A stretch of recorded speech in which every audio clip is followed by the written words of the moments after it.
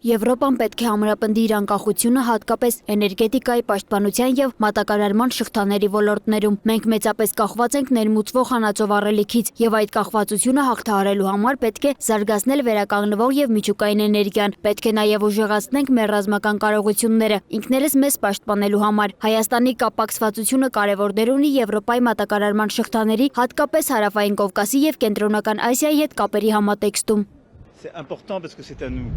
Ֆրանսիան մտադիր չէ մասնակցել Հորմուզի նեղուցի, ապա շրջափակման ուժային գործողություններին։ Մենք առաջին հերթին ցանկանում ենք, որ նեղուցի բացումը համակարգվի Իրանի եւ ԱՄՆ-ի միջև։ Սա միակ կայուն լուծումն է, որը կարող է վերականգնել ազատ նավարկությունը առանց սահմանափակումների կամ լրացուցիչ վճարների։ Մեր նպատակը տարածաշրջանում լարվածության նվազեցումն ու կայուն խաղաղության ապահովումն է։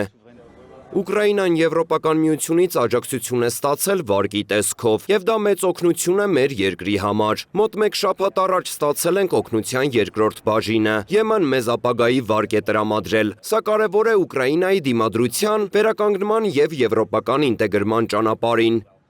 Հարավային Կովկասի, հատկապես Վրաստանի դերը եզակի է։ Մենք տնտեսական եւ առևտրային տեսանկյունից 7 երկիր կապում ենք Սև ծովի, հետևաբար նաեւ արևմուտքի հետ։ Վրաստանը Եվրոպայի համար շատ մեծ նշանակություն ունի կապակցվածության առումով։ Այս հարթակը հնարավորություն է տալիս այդ հարցերը ներկայացնել եվրոպացի առաջնորդներին եւ անցկացնել նաեւ երկկողմ հանդիպումներ։